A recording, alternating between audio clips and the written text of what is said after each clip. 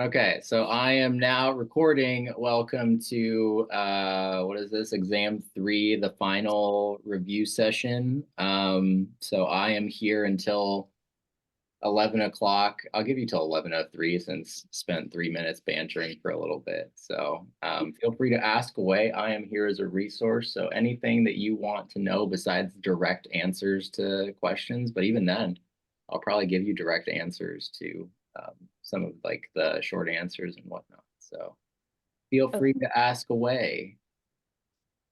I'm I just Awesome. Go ahead, like, Kayla. uh, Oh, okay. I was just gonna start off with what are the recommended sports supplements? I know you mentioned creatine because it's not an anabolic steroid, but is that Yeah. the only one? I kept it pretty vague for your study guide, but since I didn't actually get there in the lecture, just know that creatine is the main one that I want you to know. There are other ones like bicarbonate and beta alanine and stuff, but just know that creatine is a sports supplement, not a steroid. Anabolic steroids are obviously steroids. Growth hormone is an illegal thing. Those aren't supplements, those are drugs. So just kind of keep that in mind for right now. Cool. Thank you. Yeah. In my study guide review for vitamin A, you said, I have it in quotes, helps with vision come back. Does that mean restore vision or um yeah, does that just mean restoration of vision for vitamin A, or is it Yeah. simply So like the example that I gave was if you were driving at night and someone flashes a really bright light into your eyes, then you would have this situation where you have a vitamin A derived protein called rhodopsin, which is broken down. And so basically that breakdown of rhodopsin is what allows you to restore your vision. And so if you don't consume vitamin A, then you don't have the necessary materials to resynthesize or recreate that rhodopsin protein. do you want us to know that rhodopsin protein by name? No. Okay, can I just know that you need vitamin A to restore proteins, I mean to resynthesize proteins that restore vision? That would be good enough. Okay. Also keep in mind that vitamin A has a couple other functions like cell division, and then the function as beta carotene. So beta carotene is one of the plant forms of vitamin A, and Mhm. that plays a role as the one of the body's primary fat soluble antioxidants. It's an intramembrane antioxidant. Also, just a quick follow-up. When you say intramembrane, are you referring to fats like lipids? Intramembrane? Okay. Yeah, but specifically for like the sake of acting as an antioxidant, you're going to be thinking about the cell membrane itself. So the phospholipids within the cell membrane, that's where it's going to be existing. Thank you. Bridget? yeah, I'm just double checking. This isn't a cumulative exam, right? First off, This is right? a cumulative exam. So I It would say is. that it is 75% new material and 25% material from exams 1 and 2. Okay, cool. Okay, good to know. And then what will the short answer questions be related to? Yeah, you have the creatine monohydrate reaction that I drew on the board for everyone yesterday, which is basically when you break down ATP, you end up with ADP, adenosine diphosphate. So you have creatine that's stored in your muscle as creatine phosphate. So Okay. essentially, there is a one-step reaction that allows the phosphate from creatine phosphate to go over to the ADP, which then recreates or recycles ATP. So you go from ADP and a creatine phosphate to an ATP, and what you're left over with is a creatine. Okay. And that enzyme or that reaction is catalyzed by the enzyme creatine kinase, and it's a reaction that goes both ways because that way you can remake the creatine phosphate for future um, high intensity exercise scenarios or other periods of time where energy is necessary. Is that going to be a write out the equation or explain the chemical reaction? You can do it either way. If you draw it, just be sure that you're aware of all of the correct acronyms for things. If you choose to write it out, it'll probably just take you a little bit longer. But if you draw it, I'm totally fine with that as long as the order of things is correct and the acronyms are correct. I'll talk about the other short answers. So there's one about why the ketogenic diet is not likely appropriate for athletes or for active people. Is that something that you want me to talk about? Is that because we need both energy fuel sources? Yeah.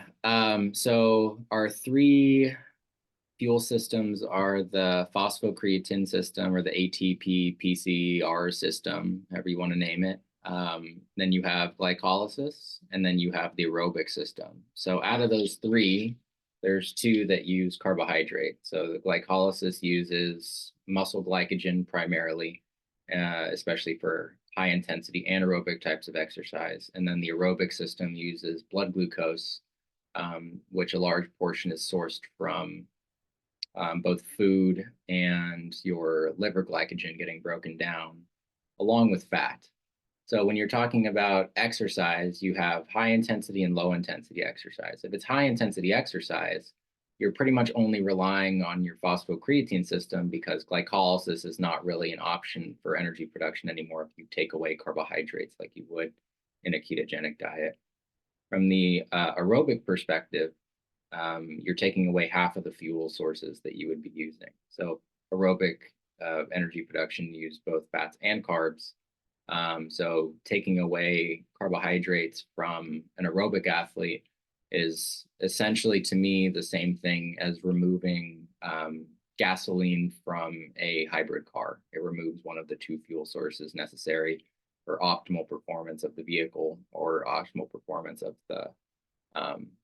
the person in that scenario. And you can come up with a lot of different scenarios, like someone running in a race. Even if it's a long distance race, you're going to have periods towards the end where people might be sprinting and need to take advantage of high energy output fast systems like the glycolytic system, or to be able to use carbohydrate as a fuel to supplement some of the more intense periods of activity.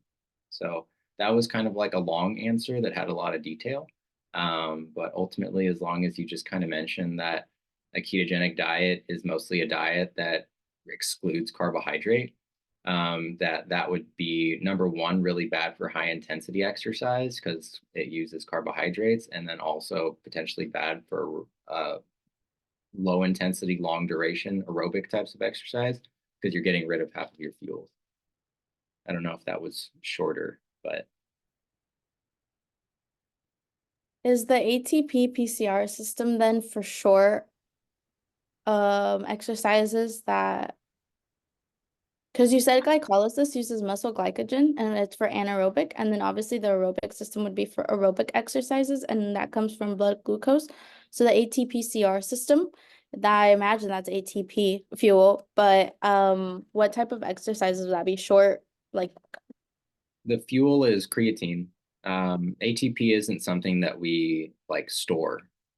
We don't store direct ATP, like we don't have a pool of it. So that's why we have fat and glycogen, and we have so many different systems to create ATP, but we don't just like have ATP sitting around.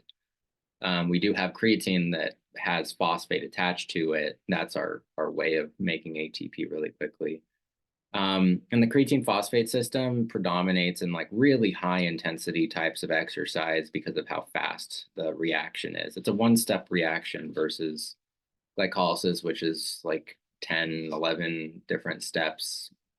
It's probably not that number, but and then moving into like aerobic, there's way more steps involved there.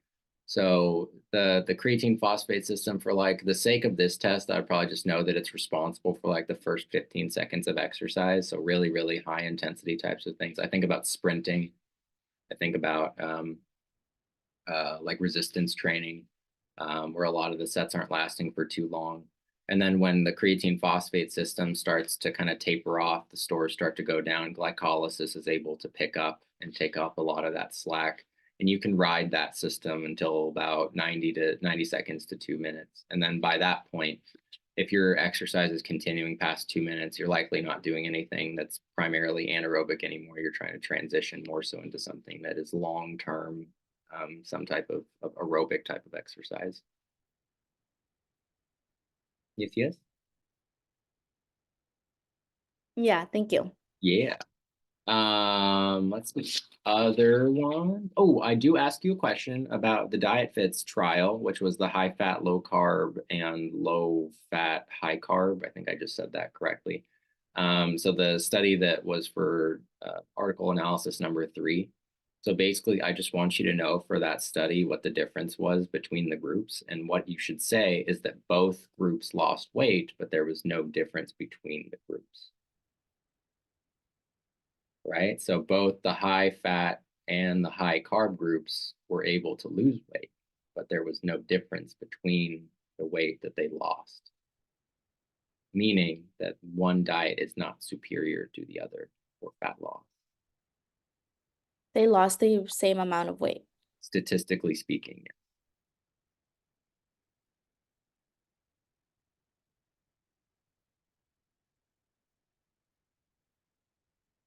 Yeah, that one's pretty straightforward. Should be some pretty free points. I'm going to ask the omega-3 question again. So that's one of the repeats is thinking about the whether plant sources of omega-3s or why salmon and other fatty fish tend to be better sources of omega-3s than things like plants. And if you remember from exam 2, it's because even though there's technically more overall omega-3 fatty acids from the plant sources, it's a much more inefficient form in the sense that ALA, which is the plant source, isn't the omega-3 fatty acid that yields all of the relevant physiological results. So ALA doesn't do anything on its own. We need to convert it into EPA for anti-inflammatory processes and DHA for brain and eye health. And so a fish, even though there's less overall total omega-3s, has already converted things like phytoplankton and other plant sources from ALA into EPA and DHA. So we're getting a higher proportion of the omega-3 fatty acids that we were attempting to obtain in the first place. So you should know that our conversion of ALA to EPA and DHA is inefficient, and thus the fish has already done the work for us, and we consume the fish getting that EPA and DHA, which play all of the primary roles that we're looking for. Yeah? Cool. There are 3 extra credit questions that are, well, one of them is something that I talked about in class, and then from the new information, and then 2 of them are actually questions that are short answers from the previous exams. And because they're extra credit, I'm not going to tell you what they are. So I would probably go back into the old recordings and then skim through some of those if you don't remember. But everything is up for grabs, right? So like the wine question, the Industrial Revolution question, the conditionally essential amino acid question, all of them are up for grabs. So extra credit is extra credit. While we're at it, let me tell you about your fill in the blanks. Physical activity guidelines, 150 minutes of moderate intensity or 75 minutes of high intensity / vigorous intensity exercise per day. And then Was that per day or per week? Oh, per week. I'm sorry. Yeah, that would be very difficult to do on a day-to-day basis. Oh gosh, I can't imagine. I mean, some people probably could, but yeah, that would be pretty rough if I thought about that on like a weekly basis. Yeah, per week. Thank you. And then the other one is the AIs, the adequate intakes for sodium and potassium. Sodium is 2,300 milligrams per day. Potassium is 4,700 milligrams per day. Yes, yes? No, no, okay. Sodium AI, 2,300 milligrams per day. Potassium AI, 4,700 milligrams per day. Now, yes, yes? Cool. Keep asking away.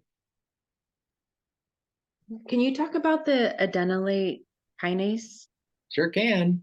So that one is when you have two ADPs. And basically, this is another really quick way for us to make energy. It's not super efficient because what we're doing is we're just taking two ADPs and then we're moving one phosphate group from the ADP over to the other one. So we create an ATP and now we have an AMP, an adenosine monophosphate. You can, I mean, I could mention why this is less efficient than something like creatine phosphate, but that's essentially what you need to know is it's just moving numbers over like that, right? Does that make sense? Yes. ADP is, NAD is like, no, that doesn't make sense. So ADPs are not energy. We need ATP for energy. So if we just move, if we have two ADPs, two twos, all we have to do is move one phosphate group over from here over to here. So we turn two twos into 1 3 and 1 1. A lot of numbers, but hopefully that makes sense. In case you care, AMP is a sign of very low energy. So like ADPs are sources of low energy, but AMP is an even stronger signal of low energy, which causes different metabolic processes to start to turn on. Yeah, I didn't really talk about any of them. There's a ton of different enzymes out there, like AMPK, which is a major enzyme that, or enzymatic complex, protein complex that helps with adaptation to high intensity exercise or energy deprivation. So, yeah. Is it okay if I say it in the way that I think that you're explaining it to make sure that I got it correctly? Yeah, at any point I explain something and you can go back into my recorded material and prove to me that that is what I said, I can't argue with that. Okay. I wasn't trying to argue. I just want to know if I got it correctly. Oh no, I'm just saying like if at any point you want to call me out, I'm 100% in support of it. Okay, thanks for that. Things that I Okay, so there's two ADP, which is adenosine diphosphate. Di means two. There is a reaction that takes one of the adenine diphosphate and moves it to one of the other ADP, and now we have ATP and one AMP, but that is not a sufficient source because AMP is a sign of low energy. Yeah, you don't even have to mention the whole, it's not a great source. I just, for the context of it, I just like mentioning that. It's another way for us to create energy. That's all I really want you to know and how it works. Okay, thank you. And Yeah. what was that process called? Adenylate kinase. I can type Okay. in the chat. And then what was the name of the other one that we drew along with that? Oh, that's creatine. I have them like written down the formulas, but I didn't label them, so I wouldn't really okay. know. So you do need to know what that reaction is called. So make sure that you remember the CK portion. Okay. Emily says crossover concept, please, with 3 E's. Of course, with 3 E's. So the crossover concept is the transition from fat to carbohydrate with increasing exercise intensity. You don't need to know any specific numbers about what percentage of intensity that is because that will depend person to person and experience level. But the lower the intensity of an exercise, and that can be tied into duration as well. So typically low intensity exercise tends to be long in duration. So as the intensity increases and as the duration decreases, so think going from a like jog to a sprint, the fat utilization will go down and the carbohydrate utilization will go up. And you can say that the opposite way. So as the duration becomes shorter and as the intensity becomes lower, we go from more carbohydrate utilization to more fat utilization. And the reason for that is because carbohydrates are really good for being burned very quickly, especially because we have a localized source in our muscle called muscle glycogen. I have a question regarding that, but it's not really in terms of the exam. Does that mean that when we are doing lower intensity, higher duration, we are more likely to burn up our fat than carbohydrates? That is correct. That's awesome. Okay, During thank the you. exercise itself, which has led people to only do low intensity exercise. But what you have to keep in mind is that the stress of the exercise itself can also cause lingering effects, like a disturbance to your own homeostasis. So if you were to do a sprint, the sprint is only 10 to 15 seconds, but you're going to be breathing, your breathing rate and heart rate are going to be elevated for a much longer period of time after that. And your body doesn't really, I mean, it does know the difference between you sitting there and sprinting, but really what's keeping your metabolic rate elevated is that elevated heart rate and breathing rate to return everything back to homeostasis. Okay. Yeah. I'll talk about it later. Okay, that's fine. Kayla says exercise, ADP plus inorganic food. Yeah, that is correct. That's not tied to a question though, is it? Yeah, but I accidentally sent it before I was done typing in okay. there. But Good. yeah, what is that? Is that one of the processes that you mentioned, or what is that called? The exercise is supposed to be over the arrow. Oh yeah, that process. I don't think I ever like just isolated to that, but that's just ATP hydrolysis. That's just using ATP to make energy. So when we break off that because we can think of ATP as like just the 3 phosphates, right? So the reason we use ATP for energy is because it takes more and more energy to add more phosphates. So in order to add the one, it takes energy. In order to add the second one, it takes even more energy. In order to add the third one, it takes a ton of energy to add it on there. So when we have ATP and we remove that phosphate, it has a lot of energy stored up in that bond that kept it on there. And so when we break down ATP, we end up with an ADP and then the phosphate. This is not an AM, Okay. it's just the phosphate. Yeah. And a ton of energy in the process. Okay, so is that something that you're gonna ask us to draw out in the exam? Nope. Oh, Unless you awesome. were like Okay. in exercise physiology, that is not a relevant thing for you to really know, like as something to memorize for an exam. Good to know. Thank you. Yeah.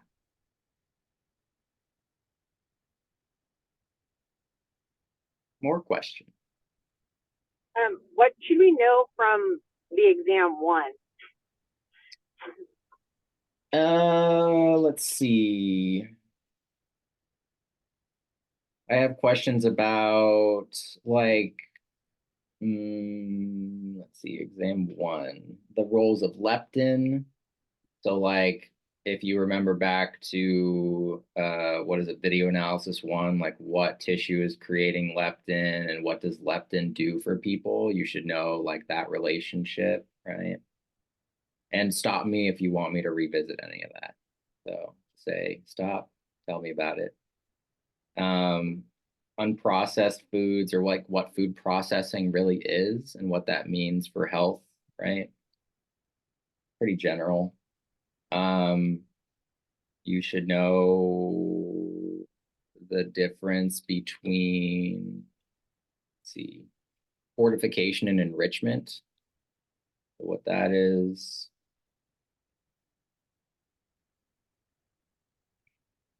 Ooh, the largest proportion, or like the different proportions from total daily energy expenditure. So if you remember, there was the pie chart, and the whole thing is called our total daily energy expenditure. We have BMR that makes up the most of it. We have the thermic effect of feeding. We have exercise and non-exercise adaptive thermogenesis, which was called NEAT, which is like the unintentional physical activity. So just knowing like that big pie chart and the different components to it is going to be important. The AMDR, if you remember that one, the one that has all the percentages, you don't need to know the specific percentages, but you should know where the most variation is coming from, as well as where like the largest overall absolute proportions are coming from. Yes. I say stop. Can you tell me where the largest proportion comes from? The largest absolute proportion comes from carbohydrate, right? So if you were to look at the absolute numbers, like 45 to 65%, that's going to be coming from carbohydrate, that range. But the largest amount of variation is coming from protein, because there's so many different reasons why someone may need more or less protein relative to like their health status, their activity status, growing status, all of those different things. I also have written that you would like us to know the digestion routes. Is that from one of the previous chapters where you had us learn like it was mouth, esophagus, stomach, small intestine, like just that general route?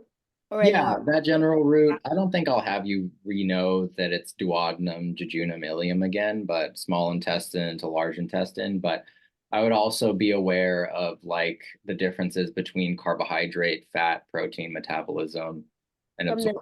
From the last exam, like where they're absorbed and what enzymes break them down? Yeah, I would be familiar with that route as well. And because that comes into play again when we talked about the water soluble versus fat soluble vitamins. The water soluble stuff has a route that's much more similar to like carbs and proteins. They don't go into the portal vein to the liver, but they do they don't require they basically just pass through and then into the blood. But the relevant piece there is for fat absorption. They do get transported in the same little carrier proteins that fat was absorbed in. So the micelles going from the stomach to the small intestine, and then the chylomicrons going from the small intestine out into the lymph, and then into the rest of the circulation. So I would be aware of that.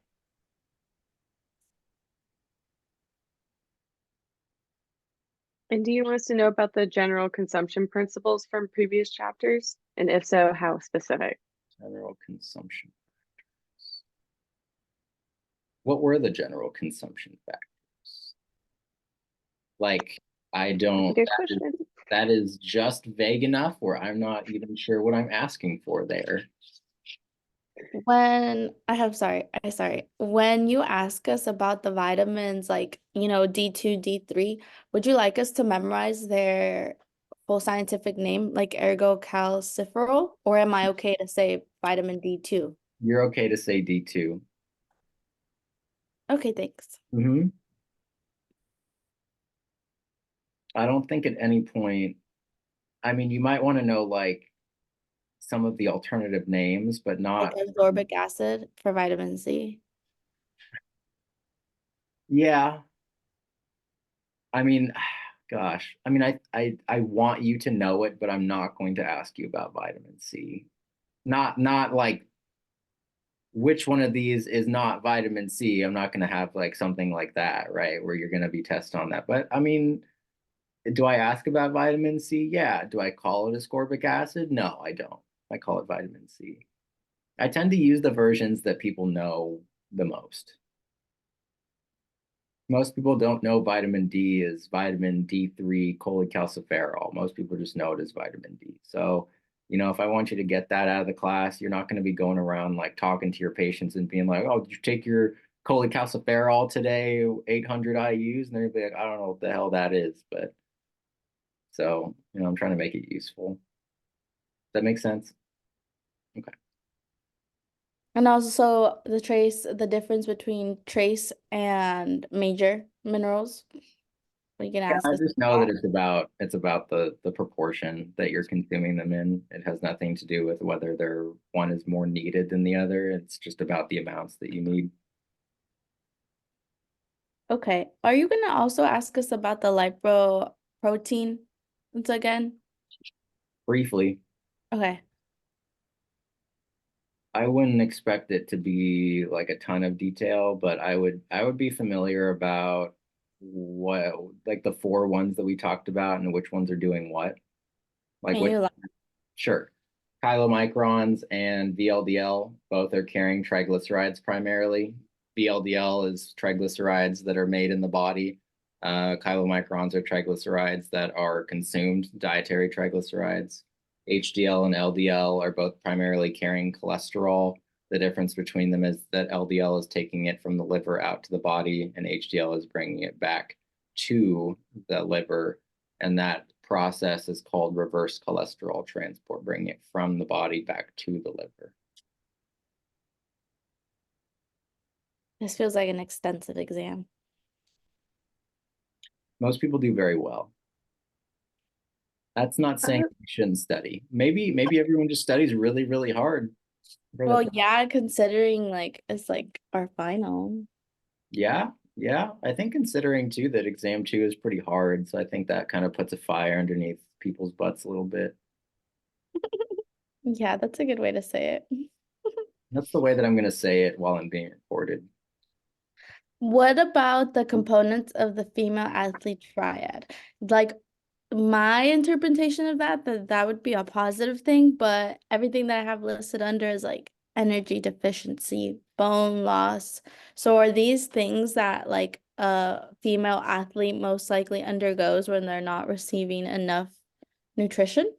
Yeah, the female athlete triad is a bad thing. I can't see why anyone would want to do it or have it. But you know, what's that? It sounds, it's like, oh, Oh, yeah.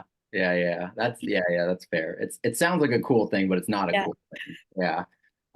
So the female athlete triad is low energy intake, low energy availability, I should say. So what that means, the difference between low energy intake and low energy availability is intake is a changing number based on so intake doesn't matter how much activity you're doing, but availability does take that into account.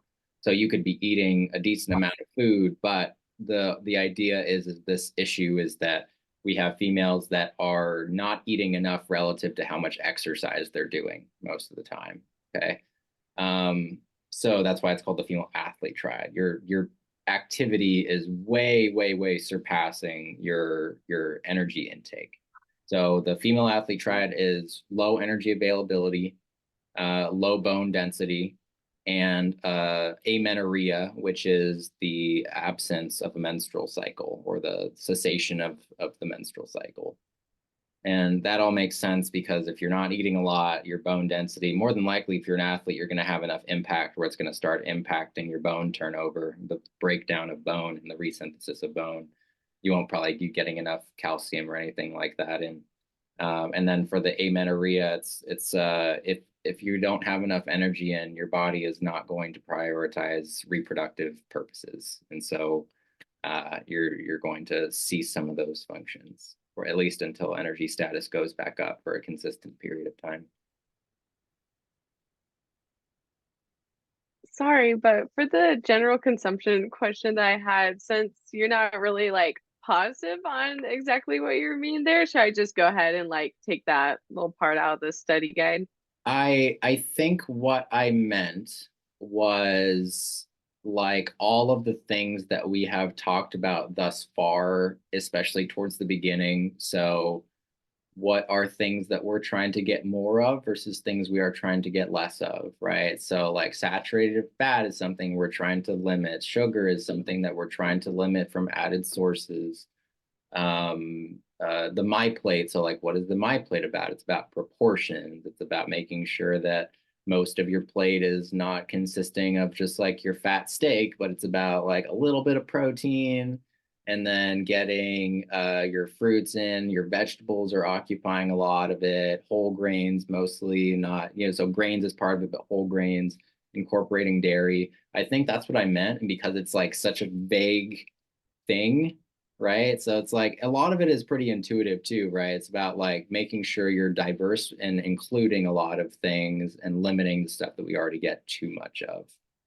So it's hard. I think it was really hard for me to try to like encapsulate all of that in a specific question that you can study for, but I'm pretty sure that's what I meant. Cool. Thank you. Yeah, of course.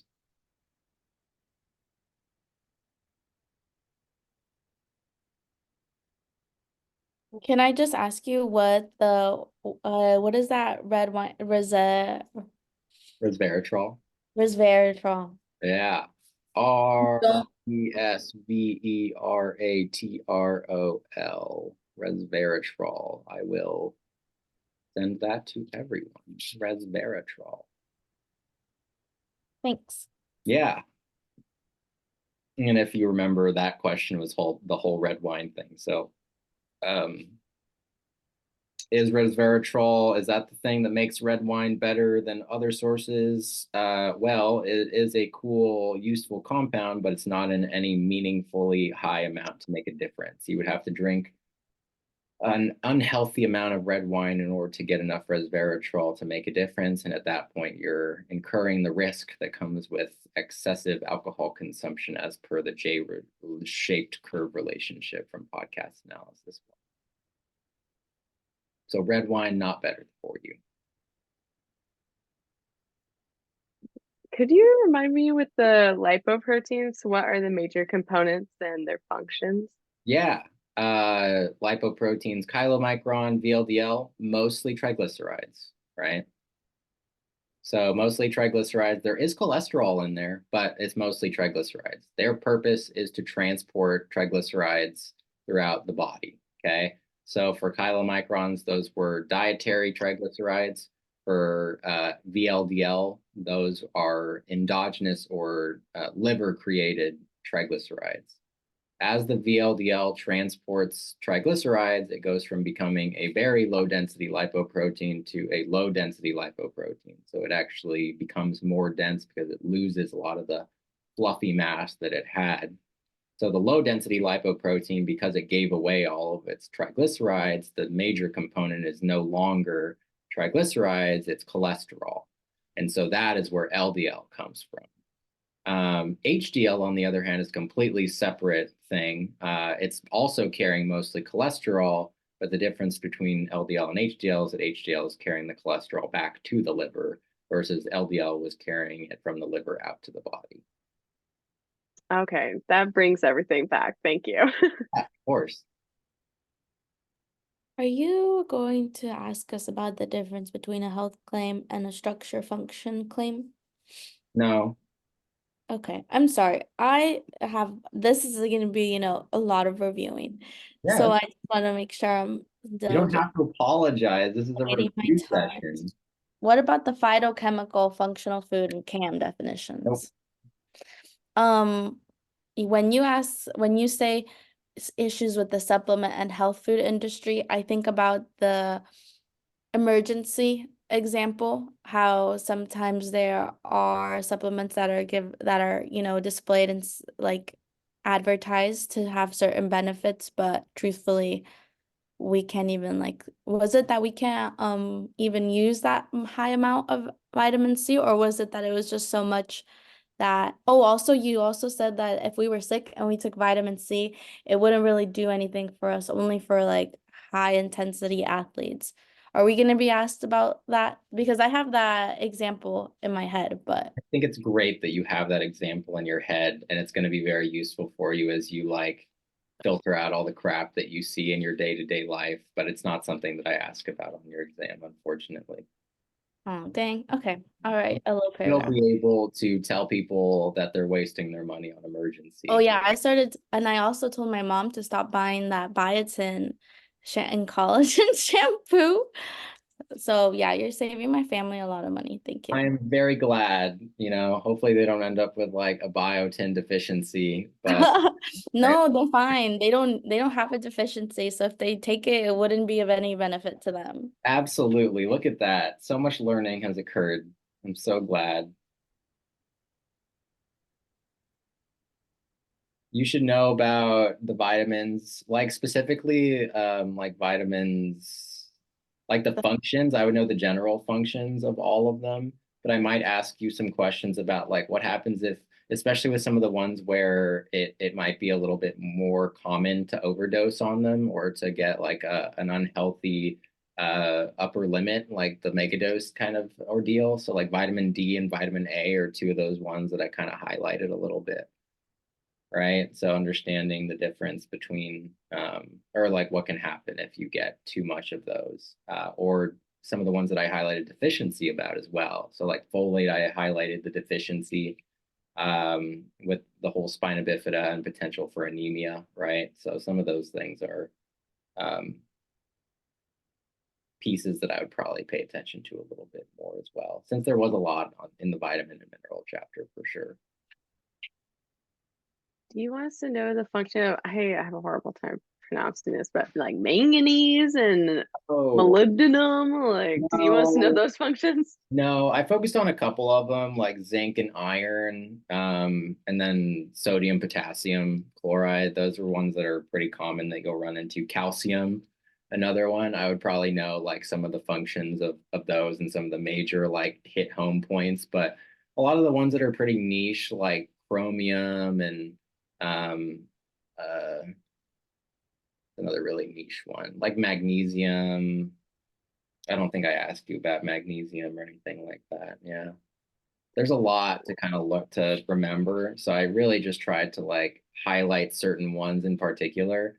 And you know, something like iron, for example, is something that you're going to want to know because like you want to know the different forms of iron. That's another fill in the blank is like the different forms of iron. So whether you're talking about the Fe2 plus or the Fe3 plus version, the 2 plus is the ferrous version. And it's the type that we find in heme, which is the, you know, like animal proteins basically, right? So you find the heme in hemoglobin. So that is the better absorbed form for people.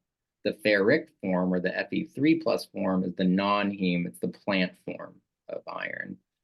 So understanding like that specifically, and then going back to what I was saying, certain populations need more iron than others. So pregnant women need more, women in general need more if they're menstruating. Aerobic athletes need more because they're going to be, I'm going to say like burning through blood, but they're going to be damaging their red blood cells quite a bit more, as well as trying to transport fuel and oxygen more with their blood. Yeah. Yeah. Thank you. Yeah.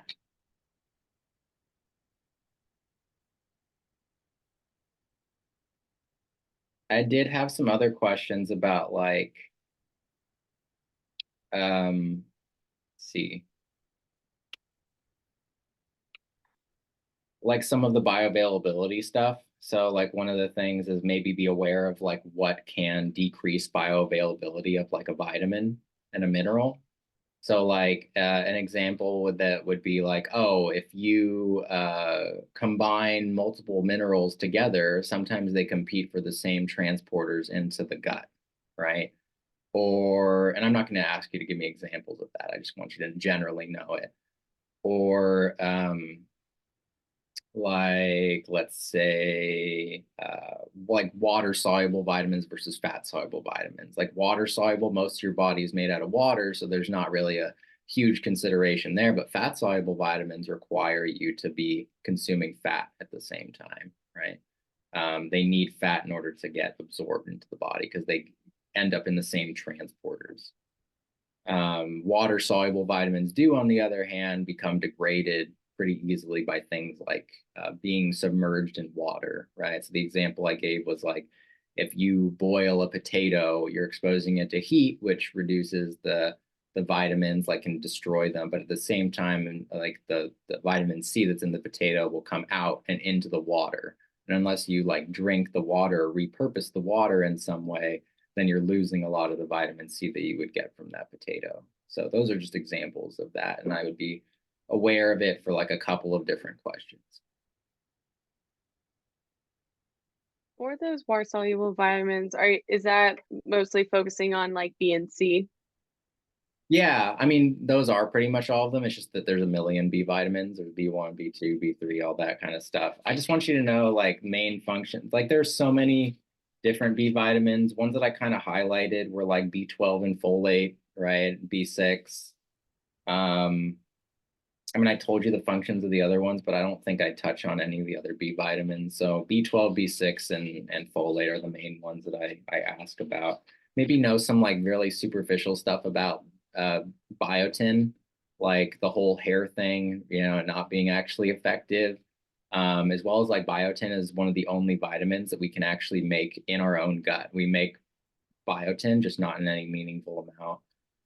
And that's kind of related because like vitamin K is another one that we actually make in our gut as well. But we don't make it in high enough quantities where we don't need to consume it.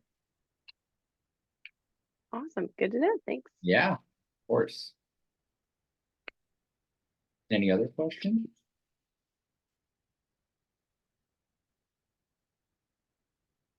I would know like sources of certain ones. So like sources of some of like the really like sources of potassium, right? Like bananas, but fruits and vegetables. Sources of like vitamin C, not just citrus, but also like potatoes and like bell peppers and stuff, and guinea pigs. Don't eat guinea pigs, I'm just kidding. Sources of vitamin D, right? So like the sun, but also there's some in like fatty fish, and there's some from like mushrooms potentially. So yeah.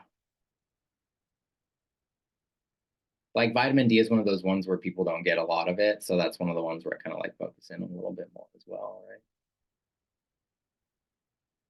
I have a question for you, but it's not really for the exam. Yeah. If I'm buying orange juice to get more vitamin D because I have low vitamin D, Yeah. do I need to get orange juice that is like fortified, or is it really it's not already enriched? It needs to say. It needs to say fortified with vitamin D. Oranges don't naturally have vitamin D in them. Do you know any that say that? Because the normal brands at Grocery Outlet don't. I mean, I know I'm like 90% sure. I actually hate orange juice, so I'd rather drink milk, but I'm gonna assume that like, and I'm not recommending you go drink Sunny D. It's just the one that I know has it because it's like in the name, right?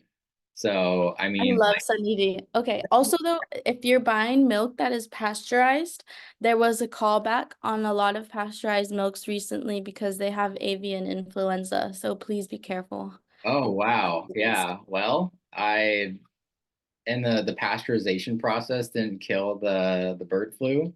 No, it didn't. So That nasty, huh? that's very bad. So So yeah, I nasty. guess Be careful, okay? Please. There's a big I recall. will. Thank you. You're trying to be a doctor? Is that your thing?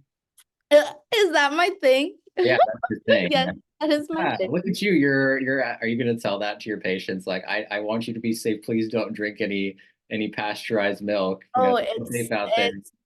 No, because we do a lot of like food microbiology, so Yeah. we have to keep up with the times. And just recently, so I'm telling you, because I personally don't like to drink pasteurized milk. So You like unpasteurized milk straight from the teat? no, I don't like real milk. I like that nasty, you know, artificial nut milk is what I like. Oh, I got you. The stuff that's like killing the environment, right? Did your wife tell you what happened to me yesterday? I told her to tell you. No, what happened to you I yesterday? freaking went to the senior toast. Oh, And what happened a yesterday? lot of people went, right? And it was a really nice event. And I come out and there are tickets on multiple cars, parking tickets at the senior toast. Can you believe that? They're getting you right at the very end. Yeah, like geez, but They're milking you. They're milking you. I didn't say that on record. I'm just but you yeah, have the recording. yeah. Okay. Do y'all Yay. have more questions before I end the recording? No, but right out. Okay, I'm gonna end the recording then. Where is it? Where's the button to do that? And we're still meeting on Monday at